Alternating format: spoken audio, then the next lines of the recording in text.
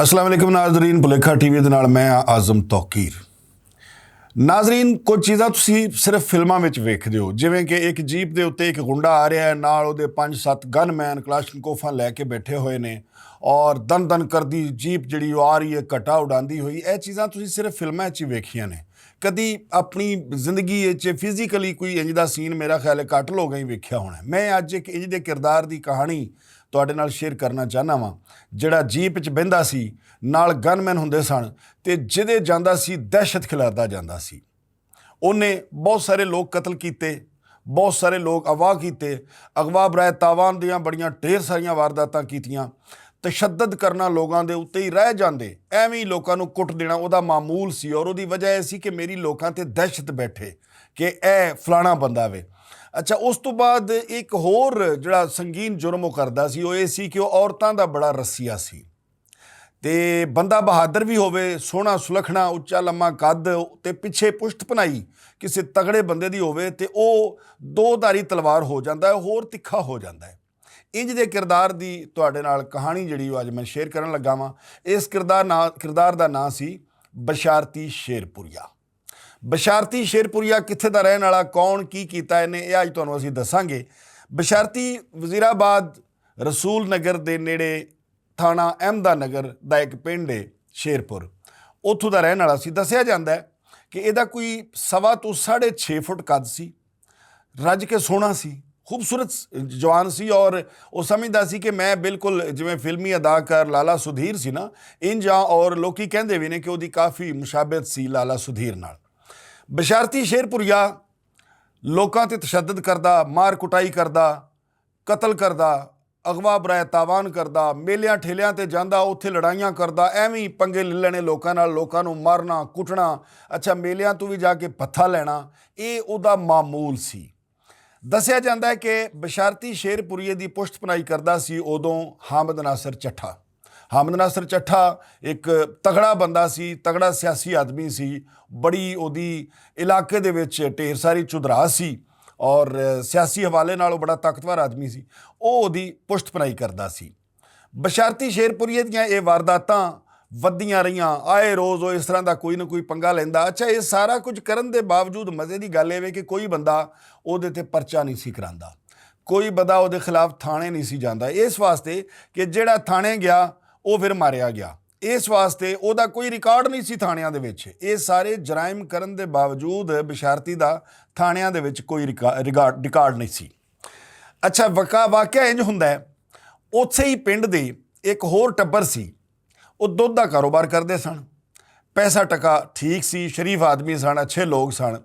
ਉਹਨਾਂ ਦੀ ਇੱਕ ਲੜਕੀ ਸੀ ਜਿਹੜੀ ਕਿ FA 'ਚ ਪੜ੍ਹਦੀ ਸੀ ਔਰ ਦੱਸਿਆ ਜਾਂਦਾ ਹੈ, ਫਰਜ਼ਾਨਾ ਉਹਦਾ ਨਾਂ ਸੀ, ਕਿ ਫਰਜ਼ਾਨਾ ਜਿਹੜੀ ਹੈ ਉਹ ਵੀ ਪਿੰਡ ਦੀਆਂ ਕੁੜੀਆਂ 'ਚੋਂ ਬਿਲਕੁਲ ਨਵੇਕਲੀ, ਯਾਨੀ ਬੜੀ ਖੂਬਸੂਰਤ ਜਵਾਨ ਸੀ। ਔਰ ਜਿਹਨੂੰ ਸਹੀ ਅਸੀਂ ਪਿੰਡਾਂ ਵਾਲੇ ਕਹਿੰਦੇ ਹਨ ਕਿ ਜੱਟੀ, ਉਹ ਪੂਰੀ ਜੱਟੀ ਸੀ। ਤੋ ਹੁੰਦਾ ਇਹ ਵੇ, ਰੱਬ ਦੀ ਕਰਨੀ ਇਹ ਹੁੰਦੀ ਕਿ ਇੱਕ ਦਿਨ ਉਹ ਕਿਧਰੇ ਘਰੋਂ ਬਾਹਰ ਨਿਕਲਦੀ ਏ, ਬਾਜ਼ਾਰ 'ਚ ਆਉਂਦੀ ਏ ਅਤੇ ਬਸ਼ਾਰਤੀ ਸ਼ੇਰਪੁਰੀਆ ਆਪਣੇ ਗਨਮੈਨਾਂ ਸਮੇਤ ਜੀਪ ਵਿੱਚ ਬੈਠਾ ਆ, ਉਹਨੂੰ ਮਿਲਦਾ ਹੈ। ਜਦੋਂ ਉਹਨੂੰ ਮਿਲਦਾ ਹੈ ਤਾਂ ਜੀਪ ਖਿਲਾਰ ਕੇ ਉਹਦੇ ਨਾਲ ਹਸਬੇ ਰਿਵਾਇਤ, ਜਿਵੇਂ ਉਹਦੀ ਆਦਤ ਸੀ ਦੂਜੀਆਂ ਕੁੜੀਆਂ ਨੂੰ ਛੇੜਨਾ, ਸ਼ਰਾਰਤਾਂ ਕਰਨੀਆਂ, ਗੰਦੀਆਂ ਹਰਕਤਾਂ ਕਰਨੀਆਂ, ਉਵੇਂ ਹੀ ਉਹਨੇ ਉਸ ਕੁੜੀ ਫਰਜ਼ਾਨਾ ਨੂੰ ਵੀ ਛੇੜਿਆ। ਫਰਜ਼ਾਨਾ ਨੇ 1-2 ਵਾਰੀ ਉਹਨੂੰ ਮਨਾ ਕੀਤਾ ਕਿ ਇਨਸਾਨ ਦਾ ਪੁੱਤਰ ਬਣ ਜਾ, ਤੂੰ ਕਿਸੇ ਹੋਰ ਦਾ ਆਦੀ ਹੈ, ਹੋਰ ਦਾ ਹਿਲਿਆ ਐਵੇਂ, ਮੈਂ ਹੋਰ ਹਾਂ, ਮੇਰਾ ਟੱਬਰ ਹੋਰ ਤਰ੍ਹਾਂ ਦਾ, ਅਤੇ ਮਿਹਰਬਾਨੀ ਕਰ। ਲੇਕਿਨ ਉਹ ਨਹੀਂ ਟਲਿਆ, ਉਹ ਜੀਪ ਤੋਂ ਥੱਲੇ ਆ ਗਿਆ, ਉਹਨੂੰ ਛੇੜਨ ਲੱਗ ਪਿਆ। ਅੱਛਾ, ਲੋਕ ਵੀ ਇਕੱਠੇ ਹੋਣੇ ਸ਼ੁਰੂ ਹੋ ਗਏ, ਕਿਉਂਕਿ ਬਸ਼ਾਰਤੀ ਦਾ ਬੜਾ ਨਾਂ ਸੀ, ਉਹਦੀ ਜੀਪ ਖਲੋਤੀ ਸੀ ਉੱਥੇ। ਜਦੋਂ ਇਹ ਰੌਲਾ ਪਿਆ, ਲੋਕ ਇਕੱਠੇ ਹੋ ਗਏ ਅਤੇ ਫਰਜ਼ਾਨੇ ਨੇ ਕੀ ਕੀਤਾ, ਫਰਜ਼ਾਨੇ ਨੇ ਇੱਕੋ ਦਮ ਥੱਪੜ ਬਸ਼ਾਰਤੀ ਦੇ ਮੂੰਹ 'ਤੇ ਜੜ ਦਿੱਤਾ।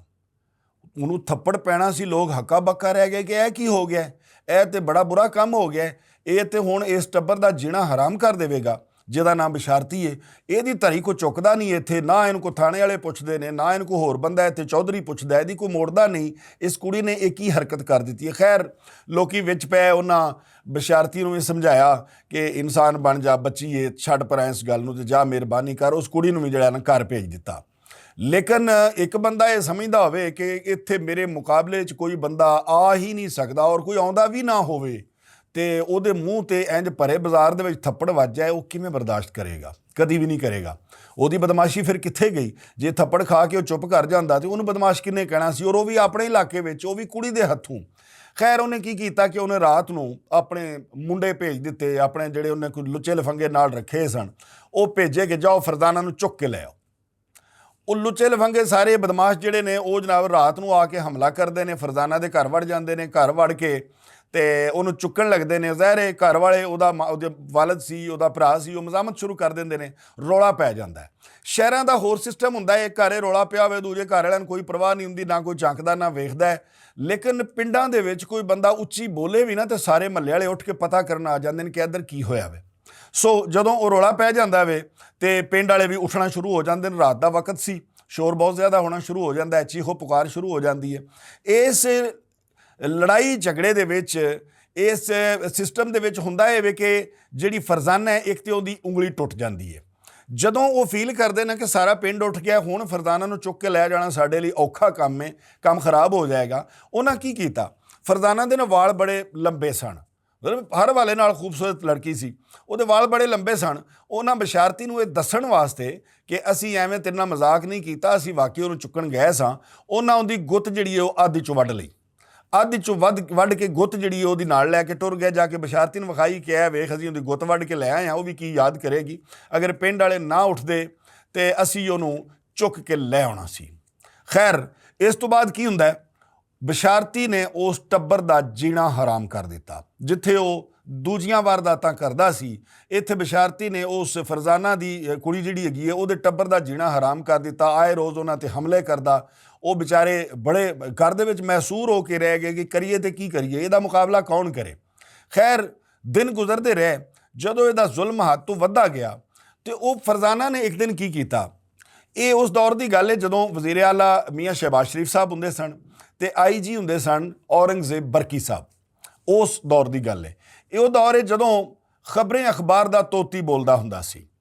ਉਹਦਾ ਖਬਰੇ ਅਖਬਾਰ ਦਾ ਉਦੋਂ ਸਲੋਗਨ ਹੁੰਦਾ ਸੀ ਕਿ ਜਹਾਂ ਜ਼ੁਲਮ ਵਹਾਂ ਖਬਰੇ। ਅੱਛਾ, ਉਸ ਕੁੜੀ ਨੇ ਕੀ ਕੀਤਾ? ਫਰਜ਼ਾਨਾ ਨੇ ਇੱਕ ਖਤ ਲਿਖਿਆ ਜ਼ਿਆਦ ਸ਼ਾਹਿਦ ਦੇ ਨਾਂ। ਉਹਨੇ ਜ਼ਿਆਦ ਸ਼ਾਹਿਦ ਨੂੰ ਖਤ ਲਿਖਿਆ ਔਰ ਆਪਣੀ ਦਾਸਤਾਨ ਲਿਖੀ ਕਿ ਜਨਾਬ ਇਹ ਜ਼ੁਲਮ ਸਾਡੇ ਨਾਲ ਪਹਿਲੇ ਹੋਇਆ ਹੈ ਔਰ ਇਹ ਮੁਸਲਸਲ ਹੋ ਰਿਹਾ ਸਾਡੇ ਨਾਲ ਜ਼ੁਲਮ। ਜਦੋਂ ਖਤ 'ਤੇ ਪਹੁੰਚਦਾ ਹੈ ਤੇ ਜ਼ਿਆਦ ਸ਼ਾਹਿਦ ਨੇ ਇੱਕ ਟੀਮ ਰੱਖੀ ਸੀ ਜਿਹਦੇ 'ਚ ਅਫਜ਼ਾਲ ਤਾਲਬ ਵੀ ਸ਼ਾਮਿਲ ਸੀ, ਜਿਹੜੇ ਹੁਣ ਨਾਇਬ ਸਦਰ ਨੇ ਲਾਹੌਰ ਪ੍ਰੈਸ ਕਲੱਬ ਦੇ, ਹੋਰ ਵੀ ਉਸ ਟੀਮ ਦੇ ਵਿੱਚ ਲੋਕ ਸ਼ਾਮਿਲ ਸਨ। ਖੈਰ ਉਸ ਟੀਮ ਨੂੰ ਜ਼ਿਆਦ ਸ਼ਾਹਿਦ ਨੇ ਬੁਲਾ ਕੇ ਕਿਹਾ ਕਿ ਇੱਕ ਮੈਨੂੰ ਖਤ ਆਇਆ ਹੈ, ਉੱਥੇ ਜਾ ਕੇ ਇਹਦੀ ਤਸਦੀਕ ਕਰੋ, ਇਹ ਕੀ ਕਹਾਣੀ ਹੈ। ਖੈਰ ਇਹ ਖਬਰਾਂ ਦੀ ਟੀਮ ਜਾਂਦੀ ਹੈ ਉੱਥੇ ਉਹਦੇ ਪਿੰਡ ਜਾ ਕੇ ਜਦੋਂ ਸੀਨ ਵੇਖਦੀ ਹੈ, ਪਹਿਲੇ ਜਾਂਦੀ ਹੈ ਟੀਮ ਥਾਣੇ। ਜਦੋਂ ਥਾਣੇ ਵੇਖਦੀ ਤੇ ਥਾਣੇ ਬਸ਼ਾਰਤੀ ਦੇ ਖਿਲਾਫ ਕੋਈ ਪਰਚਾ ਹੀ ਨਹੀਂ, ਕੋਈ ਰਿਪੋਰਟ ਹੀ ਨਹੀਂ। ਥਾਣੇ ਵਾਲੇ ਆਖਿਆ ਜੀ ਉਹਦੇ ਖਿਲਾਫ ਕੋਈ ਰਿਪੋਰਟ ਕਰਾਉਂਦਾ ਹੀ ਨਹੀਂ, ਅਸੀਂ ਇੱਥੇ ਕੀ ਕਰੀਏ? ਯਾਨੀ ਇੰਨਾ ਉਹਦਾ ਦਹਿਸ਼ਤ ਔਰ ਦਬਦਬਾ ਸੀ। ਖੈਰ ਉਸ ਤੋਂ ਬਾਅਦ ਉਹ ਪਿੰਡ ਚਲੇ ਜਾਂਦੇ ਨੇ। ਟੀਮ ਜਦੋਂ ਪਿੰਡ ਜਾਂਦੀ ਹੈ ਤੇ ਉੱਥੇ ਦਾ ਸੀਨ ਇਹ ਵੇ ਕਿ ਬਾਹਰ ਪੁਲਿਸ ਖਲੋਤੀ ਹੈ ਸਿਕਿਉਰਿਟੀ ਦੇਣ ਵਾਸਤੇ ਉਸ ਕੁੜੀ ਨੂੰ, ਤੇ ਕੋਈ ਬੰਦਾ ਨਾ ਅੰਦਰ ਆ ਸਕਦਾ ਨਾ ਬਾਹਰ ਜਾ ਸਕਦਾ। ਖੈਰ ਇਹਨਾਂ ਪਿੰਡ ਦੇ ਲੋਕਾਂ ਨੂੰ ਵਿੱਚ ਪਾ ਕੇ ਕਿ ਸਾਨੂੰ ਉਸ ਬੱਚੀ ਨੇ ਖਤ ਲਿਖਿਆ ਖਬਰੇ ਅਖਬਾਰ ਨੂੰ, ਤੇ ਅਸੀਂ ਖਬਰਾਂ ਦੀ ਟੀਮ ਵੱਲੋਂ ਆਏ ਹਾਂ ਪਤਾ ਕਰਨ ਵਾਸਤੇ ਕਿ ਵਾਕਈ ਹਾਲਾਤ ਕੀ ਨੇ, ਤਾਂ ਕਿ ਅਸੀਂ ਉਸ ਦੇ ਮੁਤਾਬਕ ਇਹਨੂੰ ਛਾਪ ਸਕੀਏ ਜਾ ਕੇ। ਅਖਬਾਰ ਦਾ ਦੌਰ ਸੀ, TV ਦਾ ਦੌਰ ਨਹੀਂ ਸੀ ਹੁੰਦਾ। ਖੈਰ ਕਿਸੇ ਤਰੀਕੇ ਨਾਲ ਉਹ ਟੀਮ ਜਿਹੜੀ ਹੈ ਫਰਜ਼ਾਨਾ ਤੱਕ ਪਹੁੰਚ ਜਾਂਦੀ ਹੈ। ਫਰਜ਼ਾਨਾ ਨੇ ਜਾ ਕੇ ਉਹ ਸਾਰੀ ਸਟੋਰੀ ਸੁਣਾਈ। ਫਿਰ ਇਸ ਟੀਮ ਨੇ ਬਾਹਰ ਜਿਹੜੇ ਲੋਕ ਸਨ ਉਹਨਾਂ ਕੋਲੋਂ, ਪਿੰਡ ਵਾਲਿਆਂ ਕੋਲੋਂ ਪੁੱਛਿਆ। ਪਿੰਡ ਵਾਲਿਆਂ ਨੇ ਦੱਸਿਆ ਕਿ ਵਾਕਈ ਉਹ ਦਹਿਸ਼ਤ ਦੀ ਲਾਮਤ ਹੈ ਜਿਹਦਾ ਨਾਮ ਬਸ਼ਾਰਤੀ ਸ਼ੇਰਪੁਰੀਆ ਹੈ, ਉਹ ਤੇ ਪਿੰਡ 'ਚੋਂ ਲੰਘ ਜਾਏ ਤੇ ਲੋਕ ਘਰਾਂ ਨੂੰ ਵੜ ਜਾਂਦੇ ਨੇ ਤੇ ਇਸ ਖਾਨਦਾਨ ਨਾਲ ਬੜੀ ਜ਼ਿਆਦਤੀ ਹੋ ਰਹੀ ਹੈ ਔਰ ਬੜਾ ਜ਼ੁਲਮ ਹੋ ਰਿਹਾ। ਖੈਰ ਉਹ ਟੀਮ ਉੱਥੋਂ ਸਾਰੇ ਜਿਹੜੇ ਮਾਮਲਾਤ ਉਹ ਵੇਖ ਕੇ ਤੇ ਵਾਪਸ ਆ ਜਾਂਦੀ ਹੈ। ਆ ਕੇ ਤੇ ਉਹ ਸਟੋਰੀ ਛਪਦੀ ਹੈ ਖਬਰੇ ਅਖਬਾਰ ਵਿੱਚ। ਅੱਛਾ, ਜਦੋਂ ਸਟੋਰੀ ਛਪਦੀ ਹੈ ਤੇ ਉਹ ਸਟੋਰੀ ਮੀਆਂ ਸ਼ਹਿਬਾਜ਼ ਸ਼ਰੀਫ ਦੀ ਨਜ਼ਰ 'ਤੇ ਵੀ ਪੈਂਦੀ ਹੈ। ਹੁਣ ਅਗਲਾ ਕੰਮ ਇਹ ਵੇ ਕਿ ਸਟੋਰੀ ਦੇ ਵਿੱਚ ਲਿਖਿਆ ਸੀ ਕਿ ਹਾਮਦ ਨਾਸਰ ਚੱਠਾ ਜਿਹੜਾ ਹੈ ਉਹ ਬਸ਼ਾਰਤੀ ਸ਼ੇਰਪੁਰੀਏ ਦੀ ਪੁਸ਼ਤ ਪਨਾਹੀ ਕਰਦਾ ਹੈ। ਹਾਮਦ ਨਾਸਰ ਚੱਠਾ ਜਿਹੜਾ ਹੈਗਾ ਉਹ ਸਿਆਸੀ ਮੁਖਾਲਫ ਸੀ ਮੀਆਂ ਬਰਾਦਰਾਨ ਦਾ। ਇੱਕ ਇਹ ਵੀ ਅੱਛਾ ਹੋ ਗਿਆ। ਖੈਰ ਮੀਆਂ ਸਾਹਿਬ ਨੇ ਜਦੋਂ ਇਹ ਵੇਖਿਆ, ਮੀਆਂ ਸਾਹਿਬ ਨੇ ਵੀ ਜ਼ਿਆ ਸ਼ਾਹਿਦ ਸਾਹਿਬ ਨਾਲ ਰਾਬਤਾ ਕੀਤਾ ਕਿ ਜਨਾਬ ਇਹ ਕੀ ਸਟੋਰੀ। ਉਹਨਾਂ ਦੱਸਿਆ ਜਨਾਬ ਇਹ ਸਟੋਰੀ। ਉਸ ਤੋਂ ਬਾਅਦ ਮੀਆਂ ਸ਼ਹਿਬਾਜ਼ ਸ਼ਰੀਫ ਹੈਲੀਕਾਪਟਰ ਲੈ ਕੇ ਉਸ ਇਲਾਕੇ 'ਚ ਪਹੁੰਚ ਗਿਆ। ਜ਼ਾਹਿਰ ਹੈ ਜਦੋਂ ਵਜ਼ੀਰ ਆਲਾ ਸਾਹਿਬ ਜਾਣਗੇ ਤੇ ਲਾਜ਼ਮੀ ਗੱਲ ਹੈਗੀ ਹੈ ਕਿ IG ਪੰਜਾਬ ਵੀ ਨਾਲ ਜਾਏਗਾ। ਦੀਗਰ ਇੰਤਜ਼ਾਮੀਆਂ ਜਿਹੜੀ ਹੈ ਤਗੜੀ ਸਾਰੀ ਵੱਡੀ ਇੰਤਜ਼ਾਮੀਆਂ ਬਿਊਰੋਕ੍ਰੇਸੀ ਸਾਰੀ ਨਾਲ ਜਾਏਗੀ। ਸਾਰੇ ਉੱਥੇ ਜਾਂਦੇ ਨੇ, ਉੱਥੇ ਜਾ ਕੇ ਮੀਆਂ ਸਾਹਿਬ ਨੇ ਸਾਰੇ ਮਾਮਲਾਤ ਨੂੰ ਚੈੱਕ ਕੀਤਾ, ਵੇਖਿਆ, ਉਸ ਬੱਚੀ ਨੂੰ ਮਿਲੇ, ਉਹਦੇ ਸਿਰ ਤੇ ਹੱਥ ਰੱਖਿਆ ਔਰ ਪੁੱਛਿਆ ਕੀ ਮਾਮਲਾਤ ਨੇ। ਜਦੋਂ ਇਹ ਸਾਰਾ ਕੁਝ ਵੇਖਿਆ ਤੇ ਮੀਆਂ ਸਾਹਿਬ ਨੇ SHO ਤੋਂ ਲੈ ਕੇ DSP SP ਤੋਂ ਲੈ ਕੇ ASI ਤੱਕ ਸਾਰਿਆਂ ਨੂੰ ਫਰਦਨ ਬੁਲਾ ਕੇ ਪੁੱਛਿਆ ਵੀ ਤੁਹਾਡੀਆਂ ਕੀ ਜ਼ਿੰਮੇਵਾਰੀਆਂ ਨੇ ਔਰ ਤੁਸੀਂ ਕੀ ਕਰ ਰਹੇ ਹੋ। ਇਹ ਬੰਦਾ ਇੰਨੇ ਜ਼ੁਲਮ ਕਰਦਾ ਹੈ, ਇੰਨੀ ਇਹਦੀ ਦਹਿਸ਼ਤ ਇੱਥੇ ਕਿ ਇਹਦੇ ਖਿਲਾਫ ਕੋਈ ਪਰਚਾ ਤੱਕ ਨਹੀਂ ਤੁਸੀਂ ਕੱਟਿਆ। ਖੈਰ ਮੀਆਂ ਸਾਹਿਬ ਸਾਰਾ ਕੁਝ ਚੈੱਕ ਕਰਕੇ ਉੱਠੇ ਤੇ IG ਨੂੰ ਇੱਕ ਸਾਈਡ ਤੇ ਲੈ ਗਏ, ਉਹਦੀ ਕੋਈ ਆਰਡਰ ਉਹਨੂੰ ਕੋਲ ਲਾਇਆ। ਉਸ ਤੋਂ ਬਾਅਦ ਮੀਆਂ ਸਾਹਿਬ ਹੈਲੀਕਾਪਟਰ ਬੈਠੇ ਤੇ ਵਾਪਸ ਆ ਗਏ। ਉਸੇ ਰਾਤ ਨੂੰ ਪੁਲਿਸ ਪੈਂਦੀ ਹੈ ਜਾਂ ਬਾਜ਼ ਇਹ ਦੱਸਿਆ ਜਾਂਦਾ ਹੈ ਕਿ ਦਬਾਅ ਪਾਇਆ ਜਾਂਦਾ ਹੈ ਹਾਮਦ ਨਾਸਰ ਚੱਠਾ ਉੱਤੇ ਕਿ ਹੁਣ ਜ਼ਰੂਰੀ ਹੋ ਗਿਆ ਕਿ ਜਨਾਬ ਅਲੀ ਬਿਸ਼ਾਰਤੀ ਸ਼ੇਰਪੁਰੀਆ ਨੂੰ ਪੇਸ਼ ਕਰੋ, ਵਰਨਾ ਕੰਮ ਠੀਕ ਨਹੀਂ ਹੈ। ਸੋ ਪੁਲਿਸ ਨੇ ਗ੍ਰਿਫਤਾਰ ਕੀਤਾ ਜਾਂ ਉਹਨੂੰ ਪੇਸ਼ ਕਰ ਦਿੱਤਾ ਗਿਆ। ਰਾਤੋਂ ਰਾਤ ਪੁਲਿਸ ਨੇ ਬਿਸ਼ਾਰਤੀ ਸ਼ੇਰਪੁਰੀਆ ਨੂੰ ਫੜ ਕੇ ਤੇ ਮੁਕਾਬਲੇ ਵਿੱਚ ਵਾਸਲੇ ਜਹੰਨਮ ਕਰ ਦਿੱਤਾ। ਇਹ ਇੱਕ ਕਿਰਦਾਰ ਤੇ ਖਤਮ ਹੋ ਗਿਆ। ਇਸ ਤੋਂ ਬਾਅਦ ਕੀ ਹੋਇਆ? ਬਿਸ਼ਾਰਤੀ ਤੇ ਮਾਰਿਆ ਗਿਆ। ਹੁਣ ਬਿਸ਼ਾਰਤੀ ਕੋਈ ਸ਼ਰੀਫ ਆਦਮੀ ਤੇ ਹੈ ਸੀ ਨਹੀਂ, ਉਹ ਜਿਵੇਂ ਦਾ ਆਪ ਸੀ ਜ਼ਾਹਿਰ ਉਹਦੇ ਦੋਸਤ ਵੀ ਉੰਜਦੇ ਸਨ, ਜਿੰਨੇ ਜਰੈਮ ਪੇਸ਼ਾ ਲੋਕ ਨੇ ਸਾਰੇ ਉਹਦੇ ਦੋਸਤ ਸਨ, ਤਗੜੇ ਇਸ਼ਤਿਹਾਰੀ ਸਾਰੇ ਉਹਦੇ ਨਾਲ ਸਨ। ਉਹਦੇ ਮਰਨ ਮਗਰੋਂ ਇਹ ਜਿਹੜਾ ਲੜਕੀ ਦਾ ਖਾਨਦਾਨ ਹੈ ਇਹ ਥੋੜ੍ਹਾ ਜਿਹਾ ਪੁੰਗਰ ਪਿਆ। ਪੁੰਗਰ ਕਿਵੇਂ ਪਿਆ ਕਿ ਦੱਸਿਆ ਜਾਂਦਾ ਹੈ ਕਿ ਉਹ ਫਰਜ਼ਾਨਾ ਜਿਹੜੀ ਹੈ ਵੇ ਉਹਨੇ ਆਪ ਕਲਾਸ਼ਨਕੋਫ ਰੱਖ ਲਈ ਔਰ ਉਹ ਜਦੋਂ ਬਾਹਰ ਨਿਕਲਦੀ ਕਲਾਸ਼ਨਕੋਫ ਲੈ ਕੇ ਨਿਕਲਦੀ, ਨਾਲ ਉਹਦੇ ਗਨਮੈਨ ਹੁੰਦੇ ਤੇ ਇਲਾਕੇ ਦੇ ਵਿੱਚ ਉਹ ਚੁਦਰੈਣ ਅਖਵਾਉਣ ਲੱਗ ਪਈ।